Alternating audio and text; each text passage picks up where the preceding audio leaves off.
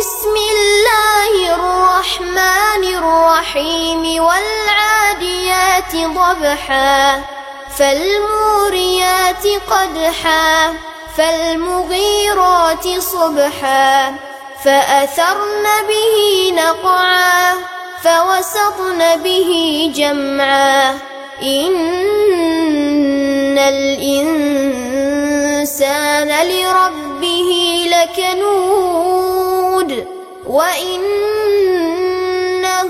على ذلك لشهيد وإنه لحب. அஸ்ஸலாமு அலைக்கும் வரஹ்மத்துல்லாஹி வபரகாத்துஹு. எல்லாம் வல்ல அல்லாஹ்வின் நல்லடியார்களே, தாய்மார்களே, இன்றைய தினம் அழைப்பு பணியில் பெண்களுடைய பங்கு என்ற தலைப்பில் உங்களுக்கு ஒரு சில செய்திகளை சொல்ல இங்கே பணித்திருக்கின்றார்கள்.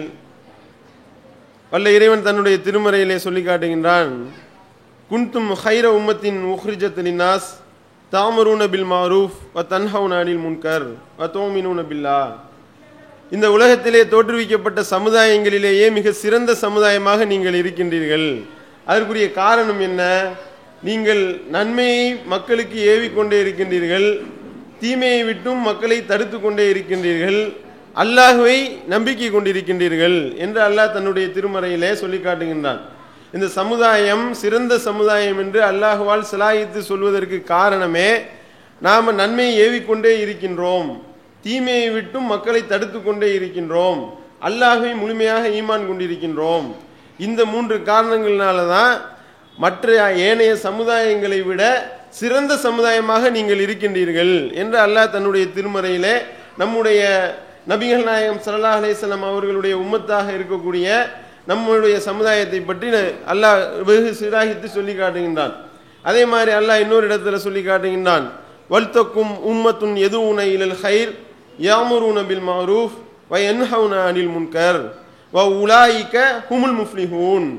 உங்களில் ஒரு கூட்டம் இருக்க வேண்டும்.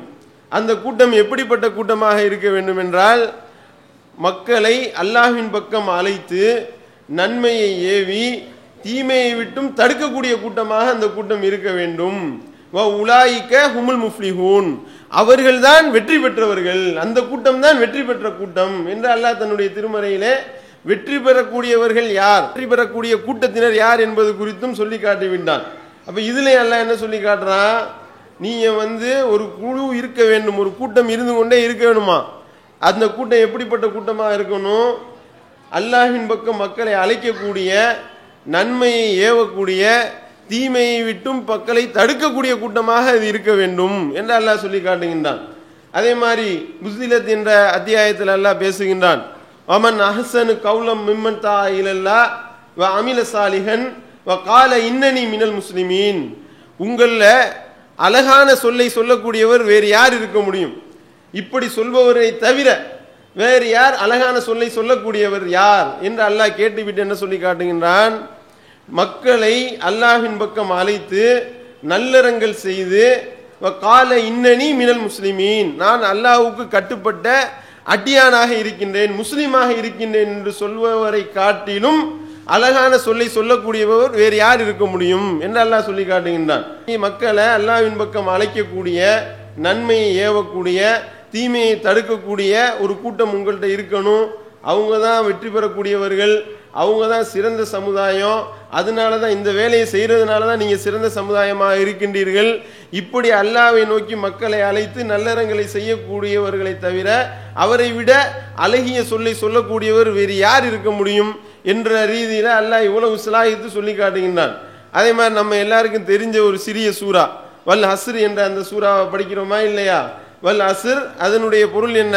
காலத்தின் சத்தியமாக மக்கள் அனைவரும் இன்னல் இன்சான லஃபி ஹுசுர், மக்கள் அனைவரும் நஷ்டவாளிகள் தான். இல்லல்லதீன, யாரை தவிர, இல்லல்லதீன ஆமனு, யார் ஈமான் கொண்டு நல்லறங்கள் செய்து வத்தவாசோ பில் ஹக்கி வத்தவாசோ பிஸ்ஸபுர், சத்தியத்தை கொண்டு மக்களுக்கு போதித்து கொண்டார்களோ, சத்தியத்தை மக்கள் மத்தியில் போதித்தார்களோ, பொறுமையை மக்கள் மத்தியில் போதித்தார்களோ, அவர்களை தவிர மற்ற மனிதர்கள் அனைவரும் நஷ்டவாளிகள் தான் என்று அல்லாஹ் தன்னுடைய திருமறையில சொல்லி காட்டுகின்றான். அப்ப நாம நஷ்டவாளியாக இருந்து தப்பிக்கிறதா இருந்தா, நாம மறுமையில வெற்றி பெறுவதாக இருந்தா, நாம் வெற்றி பெற்ற கூட்டமாக மாறுவதாக இருந்தால், நாம் அழகான சொல்லக்கூடியவராக இருக்கிறதா இருந்தால், நமக்கு உள்ள கடமை என்ன? நன்மையை மக்கள் மத்தியிலே ஏவ வேண்டும், தீமையை மக்களை விட்டும் தடுக்க வேண்டும், அல்லாஹ்வை முழுமையாக ஈமான் கொண்டிருக்க வேண்டும் என்பதை தான் அல்லாஹ் அடிப்படையாக சொல்லி காட்டுகின்றான். அப்போ இந்த அழைப்பு பணி என்பது இந்த அளவுக்கு மிக முக்கியத்துவம் வாய்ந்த மறுமையினுடைய வெற்றியை தீர்மானிக்கக்கூடிய விதத்தில் அமைந்திருக்கிறத நம்ம பார்க்கின்றோம். அதோடு மட்டுமல்லாமல் இந்த அழைப்பு பணியை பெண்கள் மத்தியிலே நாம் செய்யணும்னு சொல்கிறோம். சிலர் என்ன விளங்கிக்கிட்டாங்கன்னா, இதில் வரக்கூடிய வாசகங்கள் எல்லாம் ஆண்களை பார்த்து குறிக்கிற மாதிரியே வருதா, இது ஆம்பளையை மட்டும்தான் அழைப்பு பணி செய்யணும் போல, பெண்களுக்கெல்லாம் இது தேவையில்லை போல, நம்ம நம்ம உண்டு நம்ம வேலை உண்டுன்னு இருந்தால் போதும் போல என்று தவறாக விளங்கி கொண்டாரு. அப்படி தவறாக விளங்கி கொண்டதுனால தான் என்ன செய்கிறாங்கன்னா, பெண்கள் அழைப்பு பணியில் ஈடுபடுறது மிக குறைவாகத்தான் இருக்கின்றதை நம்ம பார்க்கின்றோம். அதுக்குரிய காரணம் என்னன்னா, நம்ம மேலே இது சாட்டப்படவில்லை என்று அவர்கள் தவறாக விளங்கி இருக்கின்றார்கள். ஆனால் அப்படி கிடையாது. அல்லாஹ் தன்னுடைய திருமறையில் தெள்ள தெளிவாக சொல்லி காட்டுகின்றான். அத்தௌபா என்ற அந்த அத்தியாயத்தில் 71ஆம் வசனத்தில் நீங்கள் பார்த்தீங்கன்னா, வல் மோமினூன வல் மோமினாத்து பாலுவும் அவுலியாவு பாலின் யாமுரூன பில் மஅரூஃப் வ யன்ஹவுன அனில் முன்கர். மூமினான ஆண்களும் மூமினான பெண்களும் ஒருவருக்கொருவர் உற்ற நண்பர்களாக இருக்கின்றார்கள். எப்படி நண்பர்களாக இருக்கின்றார்கள் என்றால், அவர்கள் தங்களுக்கு மத்தியில் நன்மையை ஏவுகின்றார்கள், தீமையை தடுக்கின்றார்கள். அப்போ மூமினான ஆண்களும் மூமினான பெண்களும் என்று அல்லாஹ் இந்த இடத்துல தெளிவாக சொல்லி காட்டுகின்றான். அப்போ மூமினான பெண்கள் மேலேயும் இது கடமை என்று இந்த வசனம் சொல்கின்றதா இல்லையா? அப்போ இது விளங்காமல் என்ன செஞ்சுக்கிறாங்கன்னா, இந்த அழைப்பு பணி என்பது ஆம்பளைகளுக்கு மட்டும்தான் என்று தவறாக விளங்கி இருக்கிறத நம்ம பார்க்குறோம். இது பெண்கள் மேலேயும் இது சாட்டப்பட்டிருக்கின்றது. பெண்களும் நன்மையை ஏவக்கூடிய பொறுப்பில் இருக்கின்றார்கள், பெண்களும் தீமையை தடுக்கக்கூடிய பொறுப்பு அவங்களுக்கு இருக்கின்றது என்பதை நாம் விளங்கி பெண்களும் களத்தில் இறங்க வேண்டும். ஆனால் என்ன செய்கிறாங்கன்னா, நிறைய இதுக்கு பல விஷயங்கள் தடை கற்களாக இருக்கின்றதை நம்ம பார்க்குறோம். எங்களுக்கு முடியலை, எங்களால் செய்ய முடியலை என்று சொல்லி சிலர் என்ன செய்வாங்க, வெட்கப்பட்டுக்கிட்டு கூட இல்லை எங்களுக்கு கூச்சமாக இருக்கின்றது, இந்த மாதிரிலாம் போய் மக்கள் மத்தியில் செய்திகளை சொல்லும் பொழுதோ அல்லது பக்கத்து வீட்டுக்காரவங்கள்டையோ அல்லது நம்மளுடைய குடும்பத்தினரிடத்திலேயோ இந்த மாதிரியான செய்திகளை சொல்வதற்கு தயக்கம் காட்டக்கூடிய ஒரு நிலைமையை நாம் பார்க்கின்றோம். அப்படி நாம் தயங்கலாமா அப்படின்னு நம்ம குர்ஆன் ஹதீஸிலிருந்து பார்த்தோமே ஆனால், மார்க்கத்தை அறிந்து கொள்வதிலையும் அந்த அறிந்த செய்தியை மக்கள் மத்தியில் சொல்வதிலையும் நபிகள் நாயகம் ஸல்லல்லாஹு அலைஹி வஸல்லம் அவருடைய காலத்தில் பெண்கள் எந்த அளவுக்கு ஆர்வமாக இருந்தார்கள் அப்படின்றது ஒரு பெரிய பட்டியலையே பார்க்கின்றோம். நபிகள் நாயகம் ஸல்லல்லாஹு அலைஹி வஸல்லம் அவரிடத்துல பெண்கள்லாம் கேட்குறாங்க, என்ன கேட்குறாங்க, யா ரசூலல்லாஹ் நீங்கள் ஆம்பளைகளுக்கு நிறைய சொல்கிறீங்க, பொம்பளைகளுக்கு சொல்றதுக்குன்னு தனியாக ஒரு நாளை ஒதுக்குங்க என்று நபிகள் நாயகம் ஸல்லல்லாஹு அலைஹி வஸல்லம் அவர்கள் அவர்களிடத்தில் பெண்கள் கோரிக்கை வைக்கக்கூடிய ஒரு செய்தியை நாம் பார்க்கின்றோம் என்றால், அப்போ எந்த அளவுக்கு ஆர்வமாக இருந்திருக்கின்றார்கள் மார்க்கத்தை அறிந்து கொள்வதற்கு. மார்க்கத்தை அறிஞ்சுக்கிட்டால் தானே பிற மக்கள் மத்தியில் போய் சொல்ல முடியும். மார்க்கமே ஒன்றும் தெரியாட்டினால் நம்ம எப்படி மக்கள் மத்தியில் போய் சொல்கிறது? அப்போ மார்க்கத்தை தெரிந்து கொள்வதற்கு அவ்வளவு ஆர்வமாக இருந்ததை நம்ம பார்க்குறோம். அதே மாதிரி நபிகள் நாயகம் ஸல்லல்லாஹு அலைஹி வஸல்லம் அவருடைய காலத்தில் பெண்கள் ஜும்மா உரைகளில் கலந்து கொண்டிருக்கின்றார்கள். அவங்க அந்த ஜும்மா தொழுகையில் கலந்து கொண்டு பார்க்குறோம். உம்மு அத்தியா ரலியல்லாஹு அவங்க அறிவிக்கக்கூடிய செய்தி, அதே மாதிரி உம்மு ஹிஷாம் அவர்கள் அறிவிக்கக்கூடிய செய்தி நம்ம பார்க்குறோம். காஃப் அல் குர்ஆனில் மஜீத் என்ற ஒரு சூரா, அந்த சூறாவை நபிகள் நாயகம் ஸல்லல்லாஹு அலைஹி வஸல்லம் அவர்கள் ஜும்மாவுடைய மெம்பரில் நின்று ஓதுனாங்க. அதை நாங்கள் செவியேற்று நபிகள் நாயகம் ஸல்லல்லாஹு அலைஹி வஸல்லம் அவருடைய நாவிலிருந்தே நாங்கள் மனனமிட்டிருக்கிறோம். அதை எப்படி நாங்கள் மனப்பாடம் பண்ண தெரியுமா? ரசூல் ஸல்லல்லாஹு அலைஹி வஸல்லம் ஓதுனாங்க, அதை நாங்கள் கேட்டோம், அதில் நாங்கள் அப்படியே மனப்பாடம் பண்ணி விட்டோம் என்று பெண்கள் சொல்லக்கூடிய அளவுக்கு நிலைமை இருக்கின்றது என்றால், அப்போ எந்த அளவுக்கு பெண்கள் ஆர்வமாக ஒவ்வொரு விஷயத்திலையும் மார்க்கத்தை அறிந்து கொள்வதற்கு பங்கெடுத்து கொண்டிருக்கின்றார்கள் என்பதை நாம் பார்க்கிறோம். அதே மாதிரி பார்த்தீங்கன்னா பெண்கள் அதிகமான நபிமொழிகளை அறிவித்தது யாரு அப்படின்னா, ஆண்களில் அபூ ஹுரைரா ரலியல்லாஹு அவங்களுக்கு அடுத்து பார்த்தீங்கன்னா ஆயிஷா ரலியல்லாஹு அவங்க தான் அதிகமான நபிமொழிகளை அறிவித்திருக்கின்றார்கள் அப்படின்ற செய்தியை நாம் பார்க்கின்றோம். அப்போ ரசூல் ஸல்லல்லாஹு அலைஹி வஸல்லம் அவர்களுடைய காலத்துக்கு பின்னாடி, அவங்களுடைய மரணத்துக்கு பின்னாடி நிறைய சந்தேகங்கள், எந்த சந்தேகமாக இருந்தாலும் ஆயிஷா ரலியல்லாஹு போய் ஆள் அனுப்பி தான் கேட்டு விடுவாங்க. ஆயிஷா ரலியல்லாஹு அவங்க ஒவ்வொன்றையும் ஆதாரப்பூர்வமாக குர்ஆன் ஹதீஸ் ஆதாரத்தோடு தான் சொல்வார்கள் என்ற செய்திகளாக நாம் பார்க்கின்றோம். ஆனால் இங்கே இப்போ என்ன நிலைமை அப்படின்னு பார்த்தீங்கன்னா, நாம் வந்து செய்திகளை மக்கள் மத்தியில் கொண்டு போய் சொல்றதுக்கு வெட்கப்படுறது, வெட்கப்பட்டு கொண்டு சொல்லாமல் பல பேர் இருக்கின்றார்கள், அதுக்கு தயக்கப்பட்டு கொண்டு இருக்கின்றார்கள். ஆனால் பெண்களுடைய சுபாவம் அப்படியா? வாக்காட ஆரம்பிச்சாங்கன்னு வைங்க, யாரும் வந்து தப்ப முடியாது, அந்த அளவுக்கு பாயிண்ட்கள் எல்லாம் அள்ளி போட ஆரம்பிச்சிருவாங்க. அதுக்கு பயந்துக்கிட்டே வந்து பெண்களுடைய வாயில உழுவுறதுக்கு பயந்துக்கிட்டே பல பேர் எஸ்கேப் ஆயிடுவாங்க. பார்க்குறோமா இல்லையா? ஏதாவது இவனா ஒருத்தன் சைக்கிளை கொண்டு போய் ஒரு கிளவி மேலே விட்டான்னு வைங்க, அதோட அவன் தொலைஞ்சான். காரணம் என்ன? 4 அடி அடித்தா கூட பரவாயில்ல, திட்டியே தீர்த்துடுறது. திட்டி தீர்க்கிறதோடு மட்டும் இல்லாமல் ஏதாவது ஒரு குடும்பத்தில் ஒரு பிரச்சனை வருதுன்னு வைங்க, ஏதாவது ஒரு சண்டை வந்துச்சுன்னா 1970 உள்ள விஷயம் ஃபுல்லாக வர ஆரம்பிச்சிடும். 70லேருந்து 75, 80, 85, 90ன்னு அவ்வளோ பாயிண்ட்களை போட்டு வாக்குவாதம்லாம் பண்ணுறாங்களா இல்லையா? அப்போ மக்கள் மத்தியில் வந்து எடுத்து சொல்வதற்கு வந்து தயக்கம் வெக்கம்ன்றதெல்லாம் வருமா? இந்த விஷயத்தில் வர தேவையில்லை. ஆயிஷா ரலியல்லாஹு என்ன சொல்கிறாங்கன்னா, பெண்கள்லேயே மிக சிறந்த பெண்கள் யார் தெரியுமா? அன்சாரி குல பெண்கள் தான். காரணம் என்ன? அவங்க தங்களுடைய மார்க்கத்தை பற்றி தெளிவு பெறுவதில் வெட்கப்பட மாட்டாங்க, அந்த அளவுக்கு ரொம்ப ஓப்பனாக எதாக இருந்தாலும் தெல்ல தெளிவாக கேட்டு தெளிவு பெற்றுக் கொள்வார்கள் என்று ஆயிஷா ரலியல்லாஹு அவங்க அறிவிக்கக்கூடிய செய்தியை பார்க்குறோம். பக்கத்து வீட்டுக்காரவங்கள்ட்ட சண்டை பிடிக்கலாம் வெட்கப்படுறோமா? ஏதாவது ஒரு வாக்கியா தகராறுனா போட்டு பக்கத்து வீட்டுக்காரர்கள் வந்து நம்ம பக்கம் தலை வச்சு படுக்க முடியாத அளவுக்கு பஞ்சாயத்து நடத்துறதெல்லாம் பார்க்குறோமா இல்லையா? அதே மாதிரி வந்து நம்ம வந்து மற்ற செய்திகளை பரிமாறிக்கொள்வதற்கு புறம் பேசுறதுக்கெல்லாம் வெட்கப்படுறதே கிடையாது. மணிக்கணக்காக எவ்வளோ மணி நேரம் வேணாலும் புறம்லாம் நல்லா ஓடத்தான் செய்யுது. காரணம் என்ன? இந்த மாதிரியான விஷயங்கள்லாம் சைத்தான் வந்து அந்த மாதிரி சொல்ல மாட்டான். ஆனால் இது ஏகத்துவத்தை எத்தி வைக்கிறது, சத்தியத்தை போய் சொல்றது அப்படின்னா, இது போய் சொன்னால் 4 பேர் ஏதாவது கேட்பாங்களே, உங்களை பற்றி என்ன நினைப்பாங்க, தப்பாக நினைக்க மாட்டாங்களா அப்படின்னு சொல்லிட்டு சைத்தான் அதில் மட்டும்தான் உள்ளே போடுவான். அதே நேரத்தில் வந்து வீட்டில் புளி இல்லை, மிளகா இல்லை, உப்பு இல்லை அப்படின்னா மட்டும் எத்தனை தடவை வேணாலும் எத்தனை வீட்டுக்கு வேணாலும் ஆள் அனுப்புறது. நீ வந்து 1/4 கிலோ புளியை கொடு, 4 முட்டையை கொடு, திருப்பி 4 நாளில் கிலோ திருப்பி தர்றேன். அதுக்கு வெட்கப்படுறோமா? அதுக்கெல்லாம் வெட்கப்பட மாட்டேன்றோம். ஆனால் இது வந்து இப்படி ஓசி வாங்குறதுலாம் வெட்கப்பட தான் செய்யணும் கட்டாயம். ஆனால் வந்து இப்படி கடன் வாங்குறதுக்கு வெட்கப்படணும். இந்த விஷயத்துலலாம் வெட்கப்படுறது கிடையாது, அது எகிரி அடிக்கிறது. அதே நேரத்தில் மார்க்கத்தை சொல்றது, பக்கத்து வீட்டில் மௌலு ஓதிக்கிட்டு இருக்கிறாங்க, மௌலு ஓதிக்கிட்டு இருக்கிற ஆள்கள்கிட்ட எடுத்து சொல்லணுமா இல்லையா? வீட்டுக்கு பக்கத்து வீட்டுக்காரவங்க வீட்டு வீட்டுக்காரவங்க மார்க்கத்துக்கு முரணாக இருந்தால் அந்த மாதிரியான செய்திகளை எடுத்து சொல்வதற்கு ஒவ்வொரு மூமின் மீதும் கட்டாய கடமை இருக்கின்றது. அது வந்து பெண்கள் வந்து கூடுதலாக அதுக்கு பொறுப்பு வகிக்கின்றார்கள். அவங்களும் பிறருக்கு மக்கள் மத்தியில் எடுத்து சொல்ல வேண்டிய பொறுப்பு அவர்களுக்கும் இருக்கின்றது. ஆனால் வெட்கப்பட்டு கொண்டு பல்வேறு விதமான இப்படி தாவா பணிகளை பெண்கள் வந்து கவனம் இல்லாமல் இருக்கக்கூடியதை நாம் பார்க்குறோம்.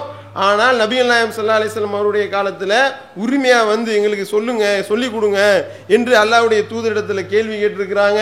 அல்லாஹ்வுடைய தூதரிடத்தில் கோரிக்கையை வைத்திருக்கின்றார்கள். நபிகள் நாயகம் ஸல்லல்லாஹு அலைஹி வஸல்லம் அவர்களும் ஒரு நாளை ஒதுக்கி தனியாக இவங்களுக்குன்னு பெண்களுக்குன்னு சிறப்பாக உரை நிகழ்த்தினார்கள். அப்படின்றதெல்லாம் நம்ம பார்க்கின்றோம் என்றால், அப்போ மார்க்கத்தை முதல்ல அறிந்து கொள்ள வேண்டும். அறிந்து கொள்வதில் ஆர்வம் இருந்தால் தான் நாம் வந்து இந்த செய்தியை மக்கள் மத்தியில் கொண்டு போய் சொல்ல முடியும். இதே நேரத்தில் இப்படி போய் சொல்றதுனால எவ்வளவு நன்மைகள் அதை நம்ம பார்க்கணுமா இல்லையா? இந்த நன்மையெல்லாம் வந்து ஆம்பளைகளுக்கு மட்டும்தான் அல்லாஹ் கொடுப்பான், பொம்பளைகளுக்கெல்லாம் இல்லைன்னு சொல்லிட்டா மிக பெரிய அளவுக்கு நஷ்டவாளிகளாக ஆயிடுவாங்க. மற்ற தொழுகை நோன்பு இந்த மாதிரியான இபாதத்துகள் எல்லாம் எடுத்துக்கிட்டீங்கன்னா, இப்போ 2 ரக்காயத்து நீங்கள் தொழுவுறீங்கன்னு வைங்க, தொழுவுறது வந்து தொழுவுறதோட முடிஞ்சு போச்சு.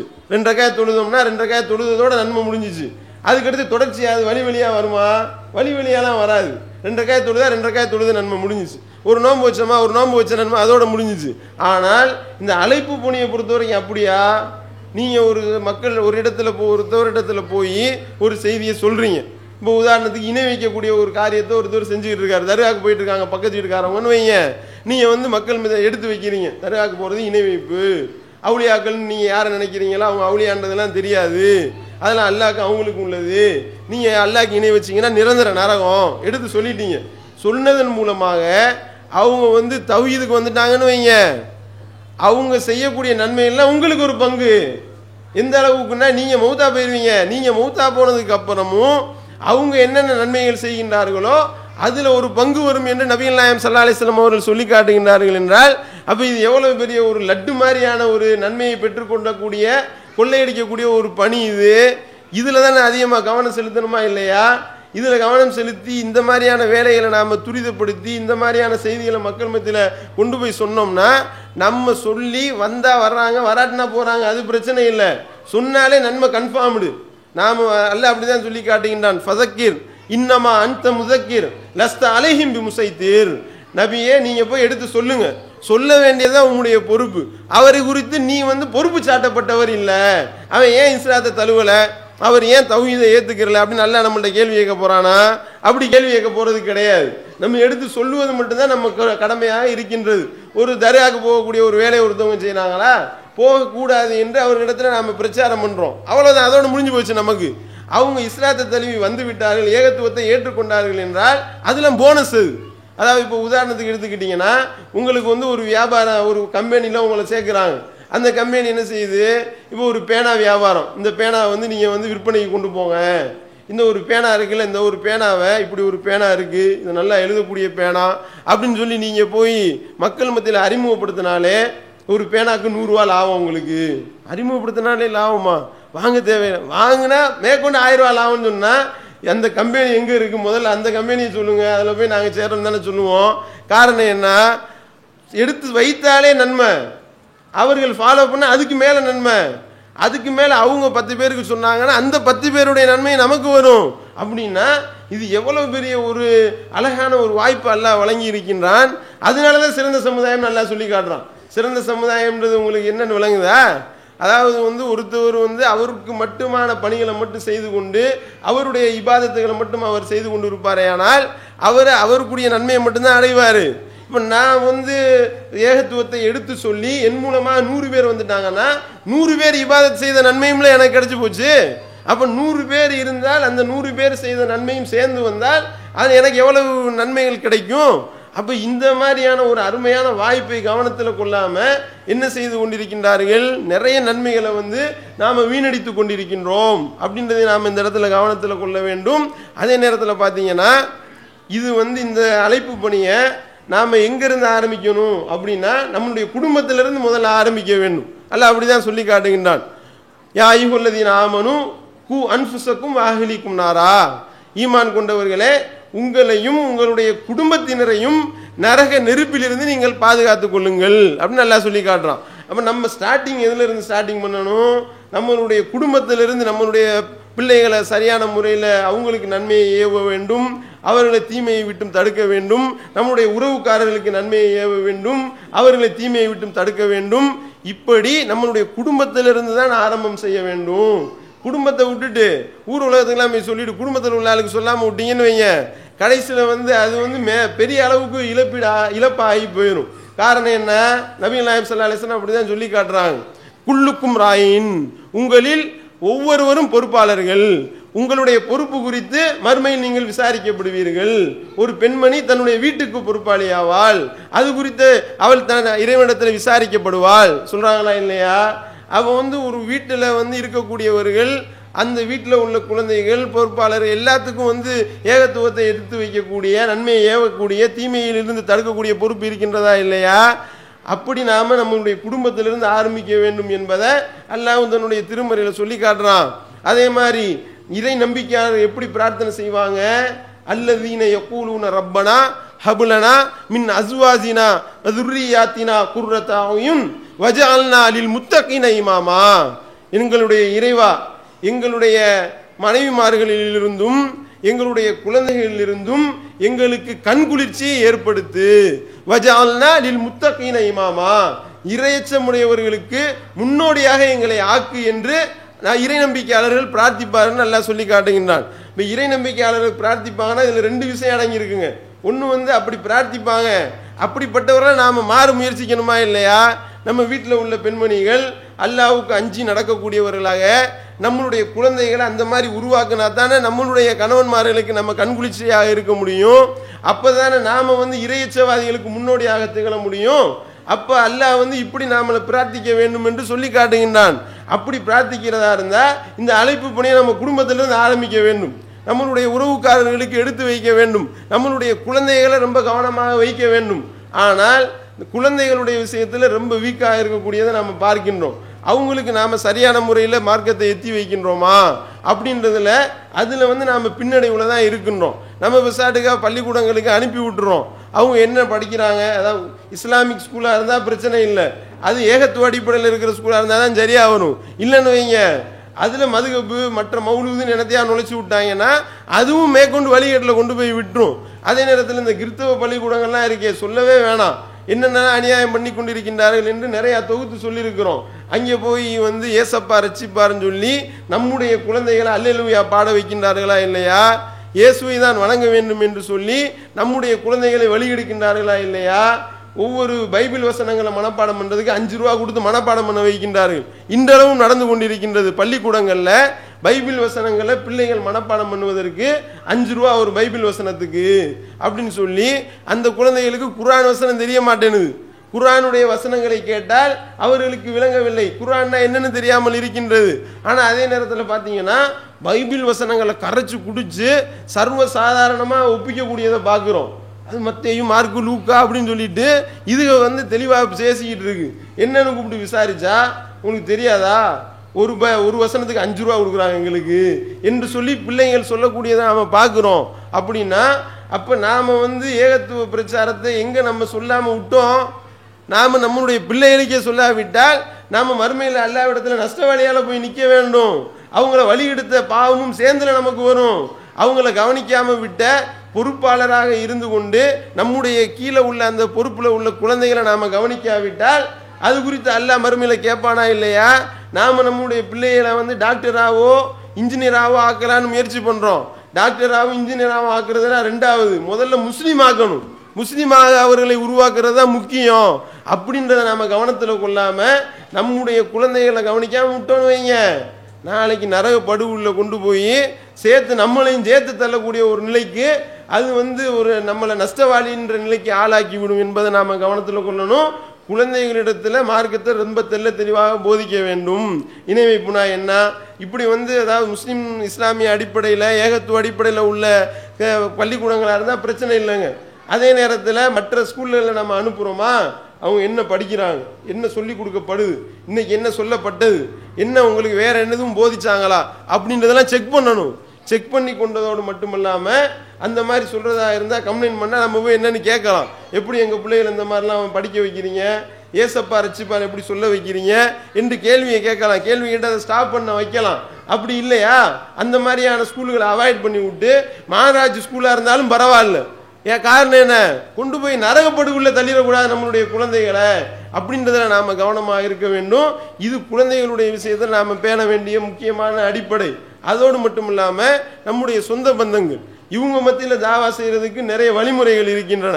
என்னென்ன வழிமுறைகள்லாம் இருக்கின்றது, அதாவது வந்து செய்திகளை மக்கள் மத்தியில் எடுத்து போய் சொல்வதற்கு டிவிடிகள் இருக்குது, புத்தகங்களை கொடுக்கலாம், குர்ஆன் தர்ஜுமா வாங்கி கொடுக்கலாம், எவ்வளவோ வழிமுறைகள் துண்டு பிரசுரங்கள் இருக்கின்றன.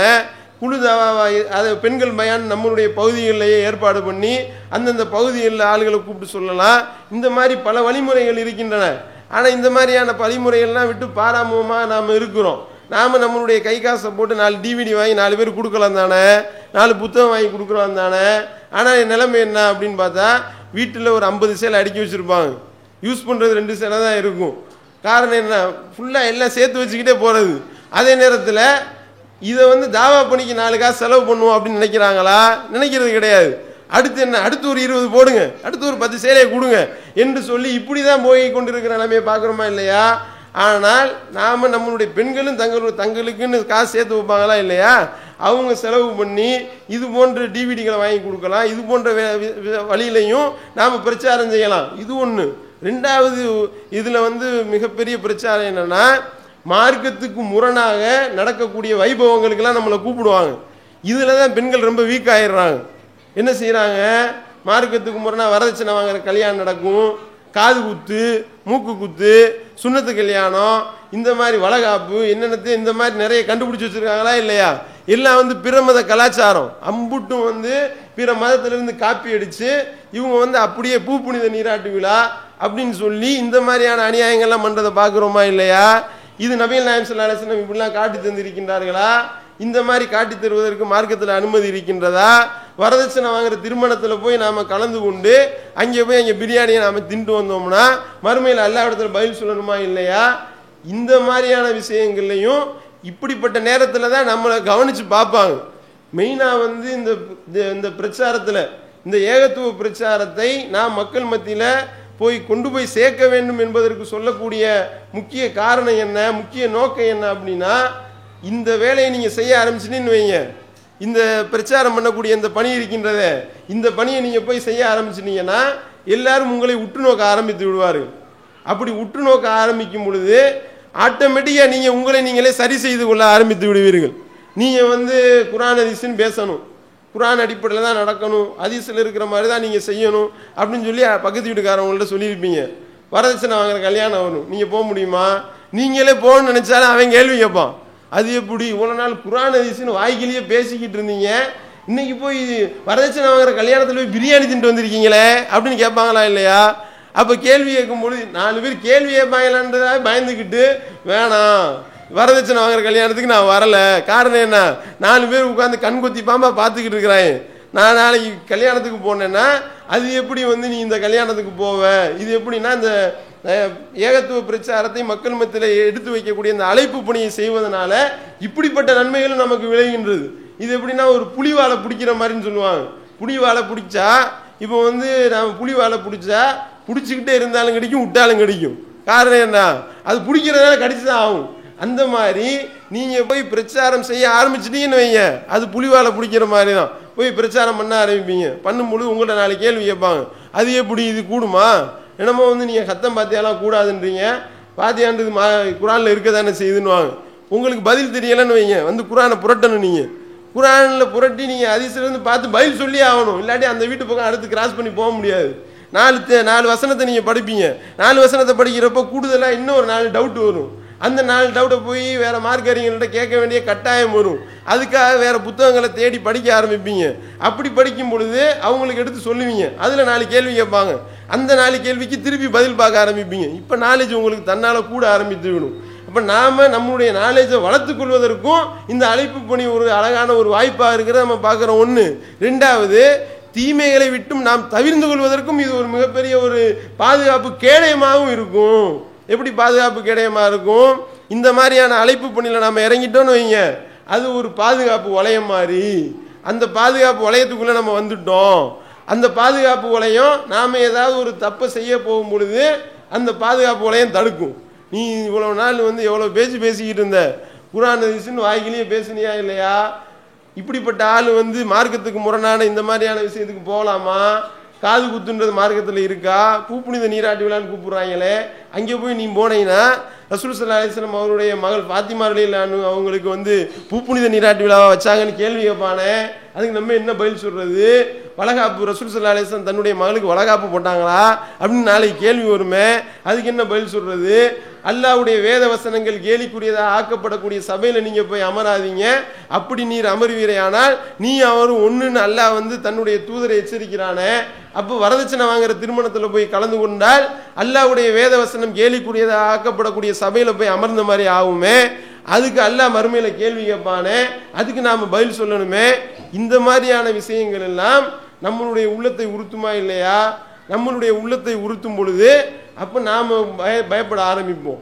வேணாம், இந்த மாதிரியான தவறுகளை செய்ய வேணாம், இப்படிலாம் நாம் மார்க்கத்துக்கு முரணான வேலையை நாம் செய்வோமே. ஆனால் அல்லாஹ்ட்ட பதில் சொல்றதுக்கு முன்னாடி இவங்க கேள்வி கேட்பாங்க. இது வெக்கம் என்பது ஈமான்ல ஒரு அம்சம். நபிகள் நாயகம் ஸல்லல்லாஹு அலைஹி வஸல்லம் அவர்கள் சொல்லி காட்டுறாங்களா இல்லையா?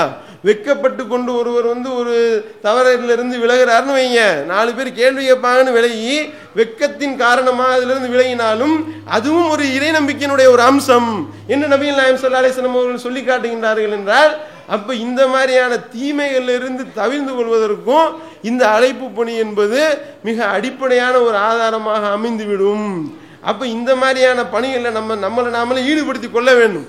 அப்படி ஈடுபடுத்தும் பொழுது இது போன்ற தவறுகளிலிருந்து அது நம்மளை காப்பாற்றும் அப்படின்றதை நாம் கவனத்தில் கொள்ளணும். அதனால தான் இப்போ தௌஹீத் ஜமாத்துக்காரவங்க எந்த தப்பு செஞ்சாலும், ஏதாவது ஒரு சின்ன ஒரு தப்பு செஞ்சாலும் மிகப்பெரிய அளவுக்கு பூதாரமாக்குறாங்களா இல்லையா? காரணம் என்ன நினைக்கிறீங்க? மற்ற ஆள் செஞ்சாலும் விட்டுருவாங்க. அதாவது குற்றச்சாட்டை வைப்பாங்க, இந்த மாதிரி நீங்கள் வரதட்சணை வாங்குற திருமணத்தில் திண்டிங்களா இல்லையா? நீங்கள் பிரியாணியில் பெரிய லெக் பீஸ் கடிச்சிட்டு இருந்திருக்கீங்க அப்படின்னு ஒரு குற்றச்சாட்டு. யாருங்க சொன்னா? இவர் மேலே அப்படி குற்றச்சாட்டு வைக்கிறீங்களே, யார் பார்த்தது? என் பக்கத்தில் தாங்க அவர் உட்கார்ந்து சாப்பிட்டாரு, நான் தாங்க அதை பார்த்தேன். அப்போ நீங்களும் தின்றீங்க, நான் சாப்பிடுவேன், நான் அது கூடுன்னு சொல்லிக்கிட்டு இருக்கீங்க, நீங்கள் கூடாதுன்னு சொல்லிக்கிட்டு இருக்கீங்க. நீங்க தௌஹீத் வாயில சொல்றீங்க, குர்ஆன் ஹதீஸை பேசுறீங்களா இல்லையா? நீங்க எப்படி செய்யலாம் கேட்குறாங்களா இல்லையா? காரணம் என்ன? நீங்க கரெக்டா இருப்பீங்கன்னு அவங்க நம்புறாங்க. அப்ப இதை போய் மக்கள் மத்தியில் நம்ம பிரச்சாரம் பண்றதுனால தான் இந்த கேள்வி வருது. இதை போய் பிரச்சாரம் பண்ணாம வந்து இந்த மாதிரி நம்மளை கேட்க போறாங்களா? அப்போ எதா இருந்தாலும் எதுலையும் 1008 ஒரு 10 நிமிஷம் பேசினா அந்த 10 நிமிஷம் பேசுனதுல இருந்து 20 விமர்சனம் பண்றாங்க. இது எப்படி செய்ய போச்சு, இது எப்படி அவர் சொல்ல போச்சு, இதே அவர் இந்த வார்த்தையை சொன்னாரு, இந்த மாதிரி வரையும் சொல்லணும், இந்த டாபிக் எடுக்கணும், இந்த மாதிரி கேள்வி கேட்கறத பாக்குறோமா இல்லையா? அப்ப இதுக்குரிய காரணம் என்னன்னா, பெர்ஃபெக்டா நடக்க வேண்டும் என்று நாம போய் பிரச்சாரம் பண்றோம். அப்படி பிரச்சாரம் பண்ணும் பொழுது நாம கரெக்டா இருக்க வேண்டும் என்று அவர்கள் எதிர்பார்க்கின்றார்கள். அப்படி எதிர்பார்ப்பை நாம பூர்த்தி செய்யக்கூடிய வகையில நாம குர்ஆன் ஹதீஸ் அடிப்படையில நம்ம பேணி நடப்பதற்கு இது ஒரு அடிப்படையாக அமையும். அப்ப இந்த அழைப்பு பணி என்பது நம்மளுடைய மறுமை வெற்றிக்கு ஒரு மிகப்பெரிய தூண்டுகோலாக இருக்கின்றது அப்படின்றதை நாம கவனத்தில் கொள்ளணும். அதோடு மட்டும் இல்லாம பாத்தீங்கன்னா, இந்த பிரமத பெண்களை பாருங்க. அதாவது நம்ம வந்து எந்த அளவுக்கு வீக்கா இருக்கிறோம், அவங்க எந்த அளவுக்கு ரொம்ப தெளிவாக இந்த பிரச்சாரத்தை மத பிரச்சாரத்தை செய்து கொண்டிருக்கின்றார்கள் என்பதற்கு பெரிய ஆதாரம் என்னன்னா, இந்த கிறிஸ்தவ பெண்கள் கிறிஸ்தவ மதத்தை போய் பிரச்சாரம் பண்றாங்களா இல்லையா? அவங்க வந்து எந்த மாதிரி எல்லாம் போய் கேன்வாஸ் பண்றாங்க. நம்ம மக்கள் வந்து சொல்வதற்கு வெக்கப்படுறாங்க. ஆனா என்னன்னா, பஸ் ஸ்டாண்டா போய் நின்று நோட்டீஸை கொடுக்கறது, யாரையும் ஒரு எலக்ட்ரிக் ட்ரெயினில் யாரையும் ஏட விடுறது கிடையாது. ஏறனா வம்படியாக வந்து கையில் நோட்டீஸை கொடுத்து படித்து ஆகும்னு சொல்லி திணிக்கிறது பார்க்குறோமா இல்லையா? இந்த மாதிரி வந்து ஒவ்வொரு ஏரியா வாரியாக பிரித்து வைத்து கொண்டு சபைகளில் இருந்து போய் பெண்கள் போய் இந்த மாதிரியான மத பிரச்சாரங்களில் ஈடுபடுறதை பார்க்குறோமா? கன்னியாஸ்திரிகளாகவே போயிடுறாங்க, கல்யாணமே பண்ணாமல். அந்த மாதிரிலாம் நம்ம போக சொல்லலை, அப்படி மார்க்க அனுமதிக்கவும் இல்லை. மார்க்க விஷயங்களை மார்க்க பிரச்சாரத்தை செய்து கொண்டே அதே நேரத்தில் வந்து குடும்ப வேலைகளையும் நாம் செய்ய வேண்டும். ரெண்டுக்கும் சரியான முறையில் நாம் நேரத்தை ஒதுக்கி செய்ய வேண்டும் என்று தான் மார்க்கம் நமக்கு சொல்லி காட்டுகின்றது.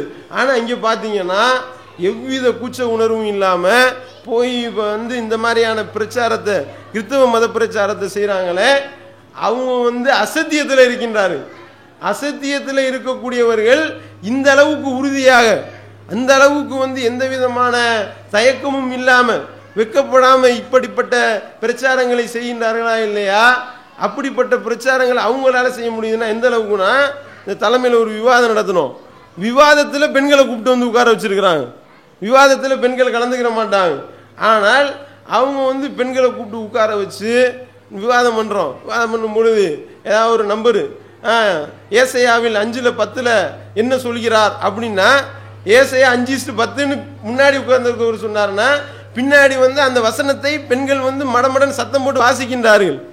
அது வந்து ஒரு 1000 பக்கத்துக்கு மேலே உள்ள ஒரு புத்தகமாக இருக்குது பைபிள். அதில் வந்து ஏசையா என்ற ஆகமத்தை எடுத்து அதில் உள்ள 5வது அதிகாரத்தை எடுத்து அதில் 11வது வசனத்தை எடுக்கிறதுனா எவ்வளோ லேட் ஆகும்? இங்கே உட்கார்ந்துருக்க முன்னாடி உட்கார்ந்துருக்க போதகர் என்ன சொல்கிறாரு? ஏசையா 5:10 அப்படின்றாரு. உடனே வந்து கர்த்தர் சொல்வது என்னவென்றால் பின்னாடி சத்தம் வருது. எப்படி வருது? எப்படி அவங்களால முடியுது? நம்ம பெண்கள் அந்த மாதிரி இருக்கிறாங்களா? நீங்கள் வந்து அல்லகிறாப்புல 10வது வசனம் சொல்லுங்க அப்படின்னா, அப்படி அல்லகிறாப்புனா என்ன? அப்படி ஒரு நல்லடியார் இருக்காரா அப்படின்னு கேள்வி வரும். இங்கே காரணம் என்ன? நமக்கு தெரிய மாட்டேனுது. குர்ஆனில் எத்தனை அத்தியாயங்கள் இருக்கிறதுன்றது தெரிகிறத காட்டினும் இந்த அத்தியாயம் இதுக்கு முன்னாடி வரும் இதுக்கு பின்னாடி வரும் தெரிஞ்சாதான் கரெக்டாக எடுக்க முடியும். இல்லைன்னு வைங்க போட்டு தலாவிக்கிட்டு இருப்பாங்க. ஆனால் எந்த வசனத்தை சொன்னாலும் பின்னாடி இருந்து பெண்கள் வாசிக்கின்றார்கள் என்றால் அப்போ எந்த அளவுக்கு ஷார்ப்பாக இருக்கிறாங்க பாருங்க.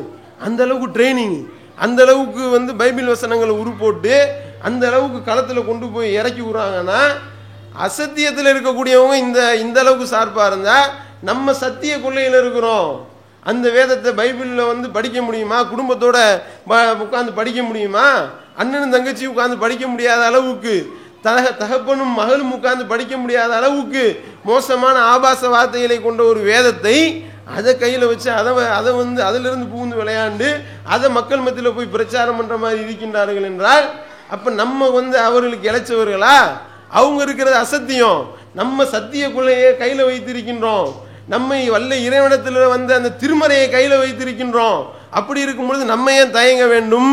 நாமே இந்த மக்கள் மத்தியில் இந்த சத்திய பிரச்சாரத்தை சொல்வதற்கு நாமே ஏன் வெட்கப்பட வேண்டும்? அதெல்லாம் தேவையில்லை, தயக்கம்லாம் தேவையில்லை பார்க்குறோம். அதாவது என்னன்னா, இதுக்காகவே ஃப்ரீயாக வந்து நாங்கள் வந்து டெய்லரிங் கற்றுத்தர்றோம். டெய்லரிங் கற்றுத்தர்றதெல்லாம் மேட்ரு கிடையாதுங்க. பிரச்சாரம், மத பிரச்சாரம் பண்ணுறதுக்கு தான் டெய்லரிங் இலவசம் அப்படின்னு சொல்லி விளம்பரத்தை போட்டு விட்டுருது. அங்கே வந்து இந்த கூடுவாஞ்சேரிக்கு பக்கத்தில் வந்து டெய்லரிங் இலவசம்னு போட்டிருக்காங்க. போய் வந்து நம்ம பெண்களும் போயிருக்கிறாங்க. போய் இலவசமாக பெண்கள் தான் சொல்லி தர்றாங்க, பிரச்சனை இல்லை அப்படின்னு சொல்லி போய் உட்கார்ந்தா என்ன செய்கிறது, டக்குன்னு வந்து மெயின் அமர்த்தி விட்டுறது. கொஞ்ச நேரத்துக்கு என்ன கரண்ட் போயிருச்சு. கரண்ட் வர்ற வரைக்கும் நாம் வந்து சில பைபிள் வசனங்களை படிப்போமா அப்படின்றது. உடனே கூப்பிட்டு உட்கார வச்சு கர்த்தர் சொல்வது என்னவென்றால் ஆரம்பிச்சிடுறது. அப்போ வந்து இந்த மாதிரியான, அதாவது நம்ம நிர்வாகி ஒருத்தவருக்கு ஃபோன் வந்திருக்கு. அவர் வந்து மிஷின் ரிப்பேர் பார்க்குறவர். அவருக்கு ஃபோன் வருது, இந்த மாதிரி மிஷின் ரிப்பேராக போச்சு அப்படின்னு. உண்மையிலே மிஷின் ரிப்பேராக போச்சா இல்லை இவங்கெல்லாம் ரிப்பேர் ஆக்குனாங்களான்னு தெரியலை. ஏன்னா அப்போ ஏதாவது ஒரு காரணத்தை சொல்லி தானே பைபிள் போதனையெல்லாம் நடத்த முடியும். அந்த அடிப்படையில் மிஷின் ரிப்பேராக போச்சுன்னு ஃபோன் வந்தவனையும் இவர் நேராக போயிருக்கிறாரு. போனால் அங்கே வந்து முஸ்லீம் பெண்களை உட்கார வச்சு பைபிள் போதனை நடந்து கொண்டிருக்கின்றது. பார்த்துட்டு அதிர்ச்சியாகி போய் என்னங்கடா பண்ணிக்கிட்டு இருக்கீங்க அப்படின்னு சொல்லி கேள்வி கேட்டால், இல்லை இவங்கெல்லாம் வந்து இலவசமாக கற்றுக்கொள்ள வந்திருக்கின்றார்கள் டெய்லரிங்கு. இவங்களுக்கு நாங்கள் வந்து கொஞ்சம் ஃப்ரீ டயத்தில் கொஞ்சம் நேரம் போகலையில், அதனால நாங்கள் வந்து இப்போ பைபிள் போதனை பண்ணிக்கிட்டு இருக்கிறோம் அப்படின்னோனையும் உடனே அவங்க வீட்டுக்காரரை கூப்பிடு அப்படின்னு சொல்லி கூப்பிட்டு அதிலிருந்து நாங்கள் 4 கேள்வி கேட்போம் அப்படின்னு சொல்லி பைபிள்லேருந்து கேள்வி கேட்டவனையும் மிஷின் ரிப்பேர் பார்க்க வந்த ஆளை விரட்டி விட்டாங்க.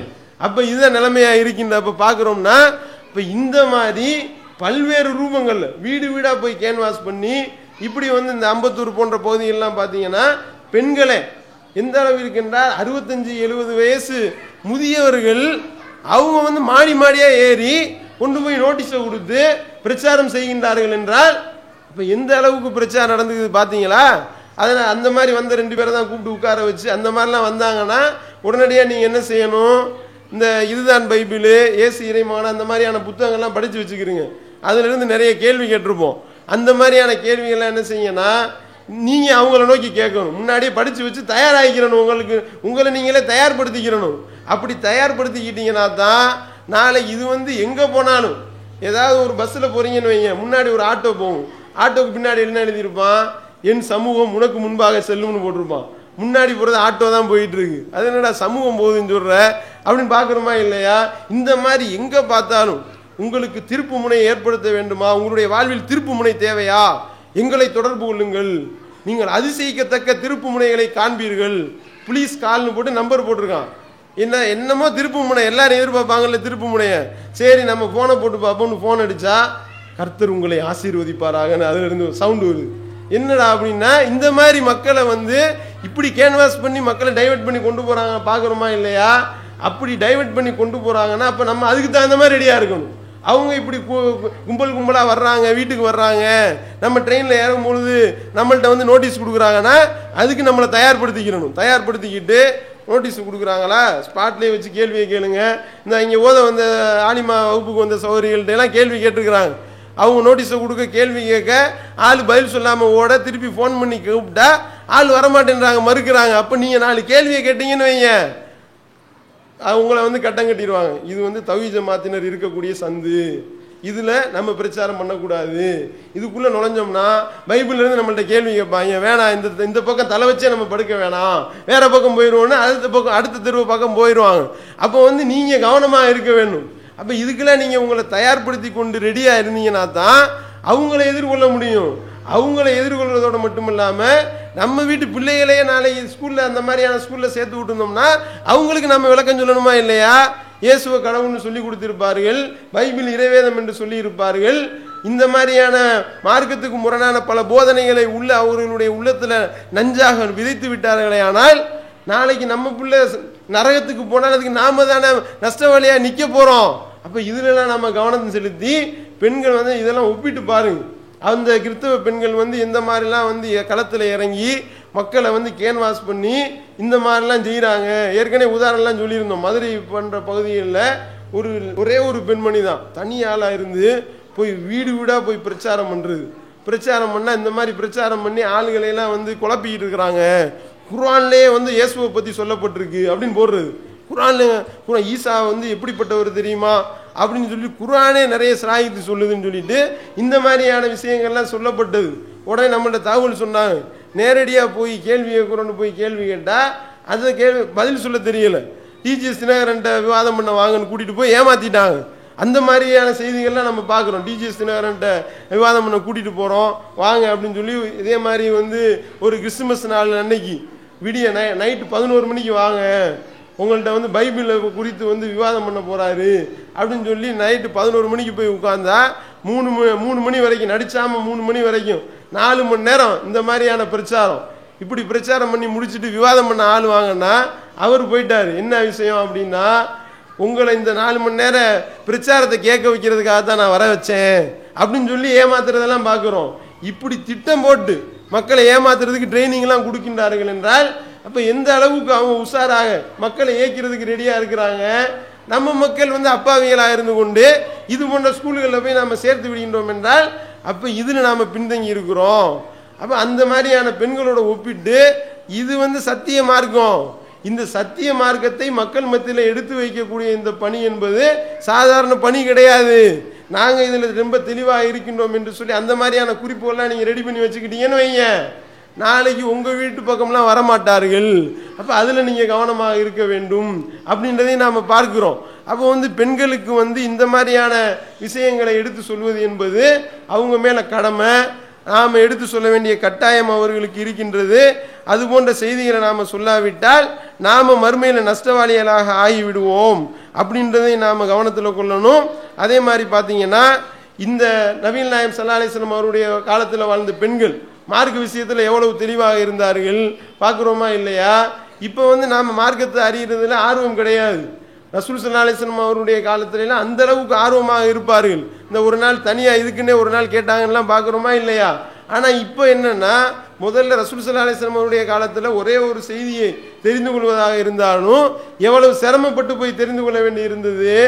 அதாவது ஒருவர் ஒரு பெண்ணை திருமணம் முடிச்சிருக்காரு. அந்த பெண்ணை திருமணம் முடித்த நிலையில் ஒரு பெண்மணி சொல்கிறாங்க, உனக்கும் இந்த பெண் நீ கல்யாணம் பண்ணியிருக்கையில் இந்த பெண்ணுக்கும் சேர்த்து நான் பால் ஊட்டி இருக்கிறேன் அப்படின்றாங்க. அப்போ ஒன்றை பால்குடி சகோதரி ஆயிடுறாங்க அவங்க. இப்போ கூட பிறந்த சகோதரியை கல்யாணம் பண்ணக்கூடாது, அது ஹராம். இதை ஒரு இடத்துல இந்த செய்தி சொல்லப்படுது. இந்த செய்தியை இது சரியா தப்பா அப்படின்னு சொல்லி அவர் என்ன செய்கிறாரு, இதை கேட்பதற்காக மக்கால இருந்து மதீனாக்கு வர்றாரு. கிட்டத்தட்ட 400 கிலோமீட்டருக்கு மேலே பிரயாணம் செய்கிறாரு. பிரயாணம் செஞ்சு நபிகள் நாயகம் ஸல்லல்லாஹு அலைஹி வஸல்லம் அவரிடத்துல யா ரசூலல்லாஹ், இந்த மாதிரி நான் ஒரு பெண்ணை திருமணம் முடித்தேன், அந்த பெண்ணுக்கும் எனக்கும் ஒரு பெண்மணி பால் ஊட்டினதா சொல்லப்படுது. அப்போ தங்கச்சி உறவு முறை வந்துடுது. அந்த பெண்ணை நான் திருமணம் முடித்தது சரியா, நான் தொடர்ச்சியாக குடும்பம் நடத்தலாமா அப்படின்னு கேட்கும் பொழுது, அதான் சொல்லப்பட்டுருச்சுலப்பா, அப்புறம் எப்படி நீ குடும்பம் நடத்த முடியும், அவங்க கூட பிறந்த தங்கச்சி ஆயிடுச்சே என்று சொல்லி நபிகள் நாயகம் ஸல்லல்லாஹு அலைஹி வஸல்லம் அவர்கள் சொன்னார்கள் என்பதை பார்க்குறோம். ஒரு மார்க்க சட்டம் தெரிந்து கொள்வதற்கு எத்தனை கிலோமீட்டர் தாண்டி வர வேண்டி இருந்துச்சு. இப்போ அந்த மாதிரியான நிலைமையாக இருக்கின்றது. அதனால் வீட்டில் உட்கார்ந்த இடத்துல இருந்தே வீட்டில் டிவி வழியாக உங்களுக்கு செய்தி கிடைக்கிது, புத்தகங்கள் எக்கச்சக்கமாக இருக்குது, டிவிடிகள் எந்த தலைப்பில் வேணாலும் டிவிடிகள் வாங்கி கொள்ளலாம். எது குறித்த செய்தியை நீங்கள் அறிவதாக இருந்தாலும் அனைத்து தலைப்புகளையும் பேசப்பட்ட உரைகள் ரெடியாக இருக்கா இல்லையா? ஈஸியாக நீங்கள் செய்திகளை தெரிந்து கொள்வதற்கு. அதே மாதிரி நெட்டு தொடர்பில் இருந்தீங்கன்னு வைங்க, ஆன்லைன் பிஜே இணையதளம்னா உள்ளே போனீங்கன்னா அவ்வளவு செய்திகள் என்ன தேவையோ, எது சம்பந்தமான ஹதீஸ் தேவையோ அந்த வார்த்தையை மட்டும் போட்டு சர்ச் கொடுத்தோம்னா டோட்டலாக அது சம்பந்தமான அனைத்து கட்டுரைகளும் ஒரே இடத்துல பார்க்கக்கூடிய அளவு இருக்குது. என்னென்ன கட்டுரைகள் இருக்குது, என்னென்ன ஆடியோ இருக்குது, என்னென்ன வீடியோ இருக்குது, என்னென்ன விவாதங்கள் செய்யப்பட்டு இருக்குது, இது எல்லாமே ஒரே இடத்துல கிடைக்கக்கூடிய அளவு இவ்வளவு இலகுவா, இவ்வளவு எளிமையாக மார்க்கத்தை கற்றுக்கொள்வதற்கு அழகான வாய்ப்பு நமக்கு இருக்கின்றது என்றால் அதை நம்ம பயன்படுத்தணுமா இல்லையா? அப்படி பயன்படுத்த மாட்டேன்றோம். அப்படி பயன்படுத்தாதனால தான் பல விஷயங்கள் நமக்கு தெரிய மாட்டேனுது. குர்ஆன் ஹதீஸினுடைய அடிப்படை அதை மட்டும்தான் ஃபாலோ பண்ணி நடக்க வேண்டும். மற்ற மக்களிடத்தில் எப்படி நாம் தாவா செய்வது, பல விஷயங்கள் தெரியாமல் இருக்கிறது காரணம் என்ன? இந்த மாதிரியான விஷயங்களை நம்ம பயன்படுத்தலை. இதெல்லாம் அல்லாஹ் கொடுத்த ஒரு மிகப்பெரிய அற்புதம். நபிகள் நாயகம் ஸல்லல்லாஹு அலைஹி வஸல்லம் அவருடைய காலத்தில் ஒரு செய்தியை தெரிந்து கொள்வதற்கு எத்தனை கிலோமீட்டர் போய் பிரயாணம் செய்ய வேண்டி இருந்தது. அல்லாஹ் நமக்கு இவ்வளவு இலகுவாக ஆக்கி இருக்கின்றானே அப்படின்னு சொல்லி அல்லாஹ்க்கு நன்றி செலுத்தணுமா இல்லையா? ஆனால் அதை நம்ம பயன்படுத்த மாட்டோம். ஆனால் இப்படிப்பட்ட நேரத்தில் கூட எழுத படிக்க தெரியாத உம்மி சமுதாயமாக இருந்த அந்த நபித்தோழியர்கள் எந்த அளவுக்கு ஷார்ப்பாக இருந்தாங்க. ஆயிஷா ரலியல்லாஹு அன்ஹா அவங்களுடைய வாழ்க்கையில் உள்ள சம்பவத்தை எல்லாம் பார்த்தீங்கன்னா அந்த அளவுக்கு விவரமாக அவ்வளவு ஷார்ப்பாக ஆயிஷா ரலியல்லாஹு அன்ஹா அவங்க இருந்தாங்கன்றதை பார்க்குறோம். உதாரணத்துக்கு எடுத்துக்கிட்டிங்கன்னா 3 பேரை எது 3 விஷயங்களை யார் சொல்கிறாரோ அவர் பொய்யன் அப்படின்னு சொல்லி ஆயிஷா ரலியல்லாஹு அன்ஹா அவர்கள் ஒரு செய்தியை சொல்கிறாங்க. என்னென்ன சம்பவம்ன்றதை ஆயிஷா ரலியல்லாஹு அன்ஹா விவரிக்கிறாங்க. அல்லாஹ் ஒரு நபிகள் நாயகம் ஸல்லல்லாஹு அலைஹி வஸல்லம் அவர்கள் பார்த்ததாக யார் சொல்கிறானோ அவன் பொய்யன் அப்படின்னோனையும் ஒரு வசனத்தை மேற்கோள் காட்டி கேள்வி கேட்கப்படுது. இல்லையே, இது ரசூல் ஸல்லல்லாஹு அலைஹி வஸல்லம் அவர்கள் அல்லாஹ்வை பார்த்ததா ஒரு வசனம் இருக்கின்றதே, வில்லினுடைய 2 முனை அளவு நெருக்கமாக அவரை கண்டார் என்று சொல்லி குர்ஆன் வசனம் இருக்கின்றதே, வலக்கத் ரஆஹு பில் உஃபுக்கில் முபீன், தெளிவான அடிவானத்திலே அவர் பார்த்தார் அப்படின்னு இருக்கின்றதே, இதுக்குரிய விளக்கம் என்ன அப்படின்னு சொல்லி ஆயிஷா ரலியல்லாஹு அன்ஹா அவங்கள்ட்ட கேட்கும் பொழுது ஆயிஷா ரலியல்லாஹு அன்ஹா சொல்றாங்க, இது குறித்து இந்த வசனம் அருளப்பட்டவனையுமே இது குறித்து முதல்ல நபிகள் நாயகம் ஸல்லல்லாஹு அலைஹி வஸல்லம் அவரிடத்துல கேட்டது நான் தான். இதுல ஒரு ஆளை பார்த்ததா சொல்லுதே, இது அல்லாஹ்வை பத்தியா அப்படின்னு சொல்லி நான் கேட்டேன். இது ஜிப்ரீல் அலைஹிஸ்ஸலாம் அவர்களை பார்த்ததாக அல்லாஹ்வுடைய தூதர் அவர்கள் விளக்கம் கொடுத்தார்கள். அல்லாஹ்வுடைய தூதர் அவர்கள் ஜிப்ரீல் அலைஹிஸ்ஸலாம் அவர்களை தெளிவான அடிவானத்தில் பார்த்தார்கள், வில்லினுடைய 2 முனையளவுக்கு நெருக்கமாக பார்த்தார்கள், சித்ரத்துல் முன்தஹா என்ற அந்த இலந்தை மரத்து அடியிலே அவர்கள் பார்த்தார்கள் அப்படின்ற விளக்கத்தை ஆயிஷா ரலியல்லாஹு அன்ஹா அவங்க சொல்றாங்கன்னா, இப்போ எந்த அளவுக்கு முதல்ல கேட்டு ரெடியாக வச்சிருந்தா தான் அதுக்கு பதில் சொல்ல முடியுங்க. அப்படி இல்லைன்னு வைங்க, அப்படியா அப்படி ஒரு வசனம் இருக்கா எனக்கு தெரியலையே, அப்படி ஒரு வசனமாக இருக்குன்னு கேட்டால் என்ன ஆகும்? அப்போ நம்ம சொல்றது பொய்யா போயிடும். அப்போ இந்த மாதிரி எதை சொன்னாலும் ஆதாரத்தின் மேலே ஆதாரத்தை அள்ளி போட்டு தான் அல்லாஹ்வுடைய ரசூல் ஸல்லல்லாஹு அலைஹி வஸல்லம் அவர்களுடைய மனைவி ஆயிஷா அவர்கள் அவ்வளவு ஷார்ப்பாக இருக்கிறாங்க பார்க்குறோம். அதே மாதிரி உஹது போரில் எல்லாம் கொல்லப்பட்ட அந்த காஃபிர்கள் எல்லாம் தூக்கி கிணத்துல போட்டாங்களா இல்லையா? கிணத்துல போட்டு விட்டு இப்போ நீங்கள் உணர்ந்து கொண்டீர்களா அப்படின்னு சொல்லி ரசூல் ஸல்லல்லாஹு அலைஹி வஸல்லம் அவர்கள் அவர்களை பார்த்து கேட்பாங்கன்னு ஒரு சம்பவம். அப்போ அந்த நேரத்தில் ரசூல் ஸல்லல்லாஹு அலைஹி வஸல்லம் அவர்கள் பேசினதை அவர்கள் கேட்பாங்களா, கேட்டிருப்பார்களா அப்படின்னா கேட்டிருப்பார்கள் என்று சிலர் நம்பிக்கிட்டு இருந்தாங்க. ஆயிஷா அவர்கள் மறுக்கிறாங்க, இல்லை இது தப்பு, அவர்கள் கேட்க மாட்டாங்க. ஏன் கேட்க மாட்டாங்க? அல்லாஹ் தன்னுடைய திருமறையில் என்ன சொல்றான், நபியே இறந்தவர்களை உம்மால் செவியேற்க செய்ய முடியாதுன்னு சொல்லிட்டான். இறந்தவர்களை உம்மால் செவியேற்க செய்ய முடியாதுன்னு சொன்னா அப்ப எப்படி அவர்கள் கேட்டிருப்பாங்க? ரசூல் ஸல்லல்லாஹு அலைஹி வஸல்லம் என்ன சொன்னாங்கன்னா, இப்ப இவங்க மூத்தா போயிட்டாங்க, இப்ப எது உண்மை என்பதை இவர்கள் விளங்கி கொண்டிருப்பார்கள். காரணம் என்ன? மூத்தா போனவனையும் மலக்குமார்கள் தூக்கிட்டு போயிருப்பாங்கல்ல, அட்டி பின்னி எடுத்துக்கிட்டு இருப்பாங்கல்ல, அப்போ கபர் வேதனை நடந்துகிட்டு இருக்கும்ல, அப்ப இதுதான் உண்மை, மறுமை என்று ஒன்று இருக்கின்றது, அல்லாஹ்க்கு இணை வச்சா நிரந்தர நரகம் அவங்க விளங்கிட்டாங்க என்று விளக்கம் சொல்றத குர்ஆன் வசனத்தை மேற்கோள் காட்டி ஆயிஷா அவர்கள் விளக்கம் சொல்றதை நம்ம பார்க்கின்றோம். அதே மாதிரி பார்த்தீங்கன்னா யார் இறந்த வீட்டில் அழுகின்றார்களோ அவங்க அழுகும் பொழுது அந்த அழுகையின் காரணமாக மையத்து வேதனை செய்யப்படும் அப்படின்னு சொல்லி ஒரு நம்பிக்கை இருந்தது.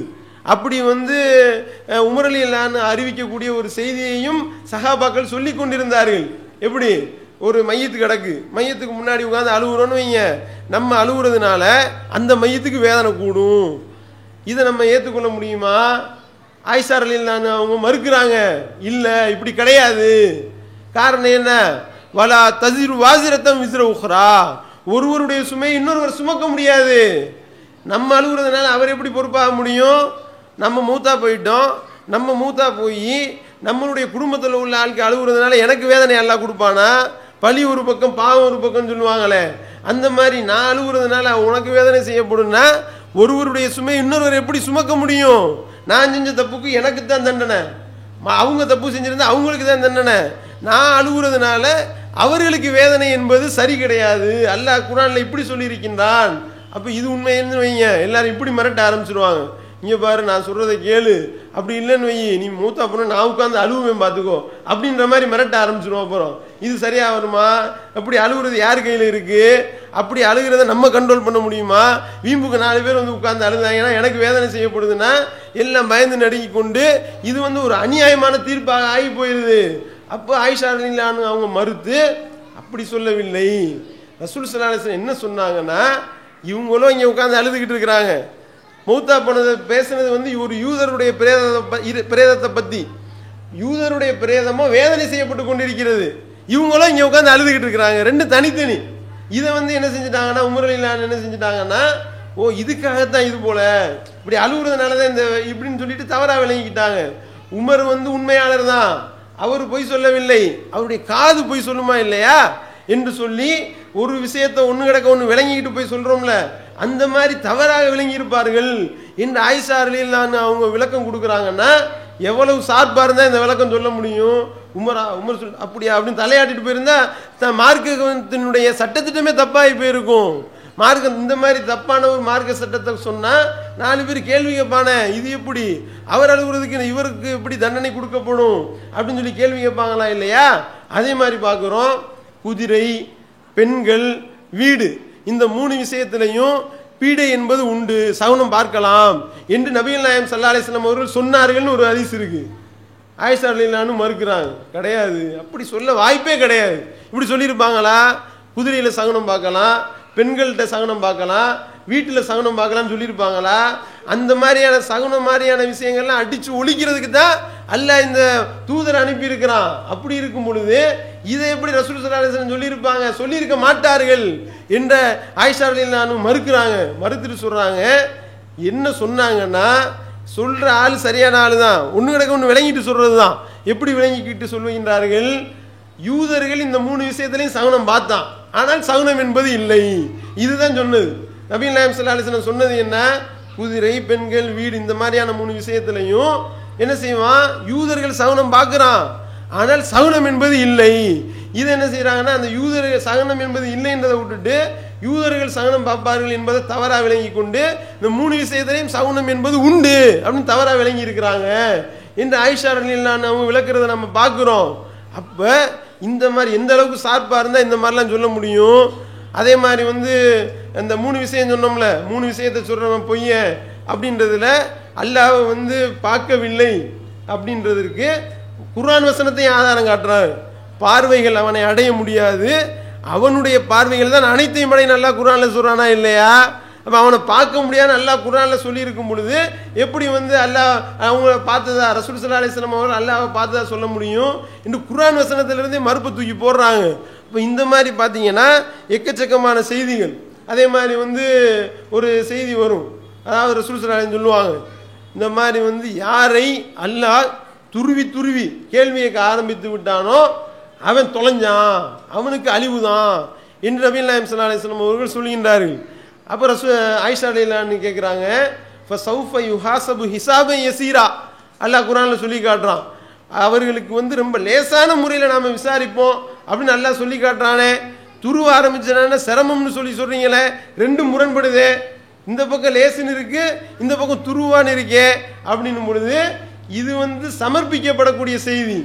அதாவது இந்த மாதிரியான நன்மைகள் எல்லாம் சமர்ப்பிக்கப்படும் கூடிய பொழுது அல்லாஹ் அதை துருவ ஆரம்பிச்சான்னா தொலைஞ்சான்.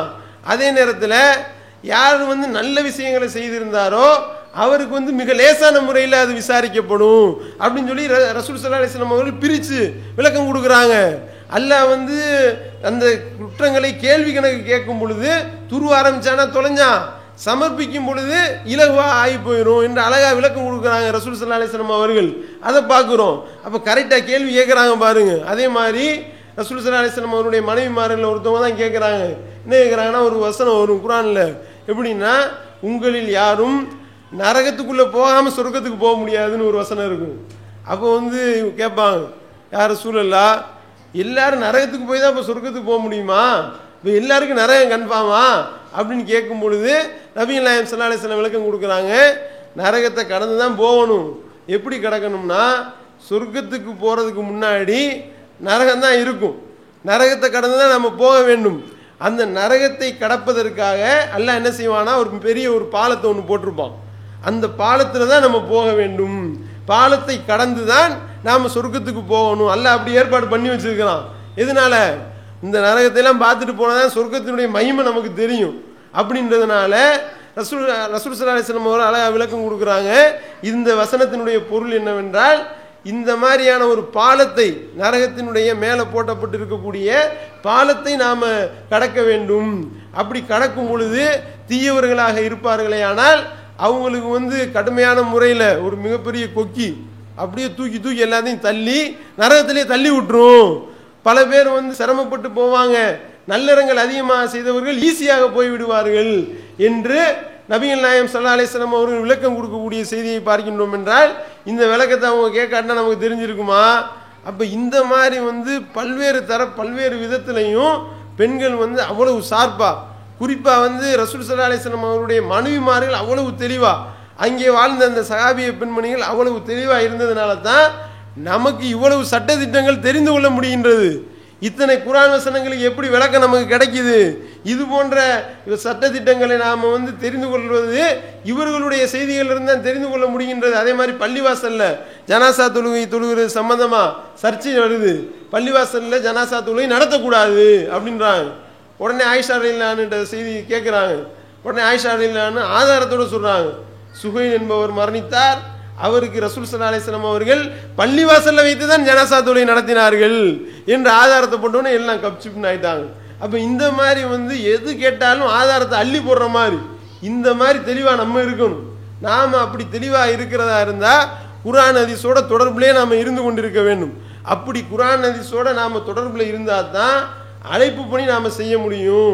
அழைப்பு பணியை நாம் மக்கள் மத்தியில் செவ்வனே செய்ய வேண்டும், நிறைய நன்மைகளை கொள்ளையடிக்க வேண்டும் என்றால் இந்த அளவுக்கு சார்பா எதை கேட்டாலும் சொல்கிற மாதிரியான நிலையில் நாம் நம்மளை தயார்படுத்தணும். குர்ஆன் வசனங்களை மனப்பாடம் பண்ணுறது, குர்ஆன் தமிழாக்கத்தை புரட்டுறது, அதே மாதிரி ஹதீஸ்களை பார்க்குறது, இது போன்ற செய்திகளை, அதே மாதிரி உரை நிகழ்த்தப்படக்கூடிய உரைகளை கவனமாக கேட்டு குறிப்பெடுத்து வைத்து கொண்டு அதை போய் மக்கள் மத்தியில் ஏதாவது என்ன செய்யலாம்னா, ஒரு நாளைக்கு ஒரு 10 நிமிஷம் குர்ஆன் வசனத்தை வாசித்து இந்த செய்தியை நாளைக்கு நான் ஒரு ஆள்கிட்டையாவது சொல்லுவேன் அப்படின்ற மாதிரி குறைஞ்சபட்சம் நாம் எடுத்தோமே. ஆனால் இந்த மாதிரியான செய்திகளை நாம் உருப்போட்டு கொண்டு மக்கள் மத்தியில் வந்து பிரச்சாரத்தை இன்னும் வீரியப்படுத்தலாம். இதுக்கெல்லாம் மேலே இன்னொரு முக்கியமான ஒரு பணி இருக்குது. அது என்ன அப்படின்னா, குடும்ப பெண்களாக இருக்கக்கூடியவர்கள் நிறைய வந்து தங்களுடைய கணவன்மார்களுக்கு ஒத்துழைப்பு கொடுக்கணும். அதுவும் தாவா பணியில் ஒரு அங்கம்தான். இதையும் கட்டாயம் சொல்ல வேண்டி இருக்கின்றது. அதாவது வந்து தௌஹீத் ஜமாத்தில் உறுப்பினராக இருப்பாங்க, நிர்வாகியாக இருப்பாங்க, அவங்க வந்து அவங்க தாவா பணி செய்ய போகிறாங்கன்னு வைங்க, இங்கேருந்து நீங்கள் குடைச்சலை கொடுத்தீங்கன்னா அவங்களுக்கு வேலை ஓடாது, சரியா? அப்படின்னும் பொழுது அந்த மாதிரியான ஆள்களுக்கு நீங்கள் ஒத்துழைப்பு கொடுக்குறீங்கல்ல, அதுலேயும் உங்களுக்கு நன்மை இருக்கின்றது. அதுவும் ஒரு அழைப்பு பணியினுடைய ஒரு அம்சம்தான். இந்த மாதிரியான அழைப்பு பணியில் அவங்களுக்கு ஹெல்ப் பண்ணுறதுனால தான் அவங்களால நல்லா தாராளமாக செய்ய முடிகின்றது. ஏதாவது ஒரு மணி நேரம் லேட்டாக வந்துட்டாரா, மணி என்னாச்சு, இந்த 1 மணி நேரம் எங்கே போனீங்க அப்படின்னா, அடுத்து அவர் வந்து பாய் ஒரு முக்கியமான ஒரு வேலை இருக்குது பாய், ஒரு மசூரா இருக்குது பாய், வாங்க பாய் அப்படின்னு கூப்பிட்டோன்னு வைங்க, வேணாங்க பாய் எனக்கு அதை விட முக்கியமான வேலை இருக்குது பாய் அப்படின்னு சொல்லிட்டு அவர் வந்து செல்லை சுவிட்ச் ஆஃப் பண்ணிட்டு அந்த மாதிரி ஆயிடக்கூடாது. அந்த மாதிரி இல்லாமல் சில தியாகங்கள் இந்த மாதிரியான விஷயங்களில் நீங்கள் உங்களுடைய கணவன்மார்களுக்கு ஒத்துழைப்பு கொடுத்தீங்கன்னா அதன் மூலமாக வந்து எவ்வளோ நன்மை விளையும், அதுல எல்லாம் உங்களுக்கு ஒரு பங்கு இருக்கின்றது. அதையும் நாம் கவனத்தில் கொண்டு இது வந்து தாவா பணியில் ரொம்ப கவனமாக கவனிக்க வேண்டிய ஒரு முக்கியமான விஷயம் அப்படின்றதையும் சொல்லிக்கொண்டு இதை வந்து நாம் நிறைவு செய்கின்றோம். இதிலிருந்து சொன்னப்பட்ட முழு தொகுத்து சொல்வதாக இருந்தால், நாம் வந்து அழைப்பு பணி செய்வது என்பது நாம் அனைவரின் மீதும் கடமையாக இருக்கின்றது. இது பெண்களும் விதிவிலக்கல்ல, பெண்களும் இந்த நன்மையை ஏவி தீமையை தடுக்கக்கூடிய பணியில் இறங்க வேண்டும். அப்படி இறங்கும் பொழுது நாம் குடும்பத்திலிருந்து நாம் அதை ஸ்டார்ட் செய்ய வேண்டும். நம்முடைய குழந்தைகளை சரியான முறையில் அழைப்பு பணி செய்து அவர்களை முஸ்லிம்களாக உருவாக்க வேண்டும். அதோடு மட்டுமல்லாமல் நாம் அழைப்பு பணி செய்வதாக இருந்தால் நாம் அது போன்ற செய்திகளை, குர்ஆன் ஹதீஸ் அடிப்படையிலான செய்திகளை தெளிவாக கற்றுக்கொண்டால்தான் நாமும் போய் பிற மக்களுக்கு இதை எத்தி வைக்க முடியும். அப்படி எத்தி வைக்கிறதாக இருந்தால் நாம் இது போன்ற விஷயங்களை தெரிந்து கொள்ள வேண்டும். இந்த மாதிரி அழைப்பு பணி செய்யக்கூடியவர்களுக்கு நாம் பக்கபலமாக இருந்து உதவ வேண்டும். இந்த மாதிரியான செய்திகளை நாம் கை கொண்டு சரியான முறையில் இந்த ஏகத்துவ அழைப்பு பணியை செய்து மறுமையில் மகத்தான வெற்றி பெறக்கூடிய நன்மக்களாக வல்ல இறைவன் நம் அனைவரையும் ஆக்க வேண்டும் என்று பிரார்த்தித்து நிறைவு செய்கின்றேன். வாயிதவான அல்ஹம்துலில்லாஹி ரப்பில் ஆலமீன். அல்லாஹ்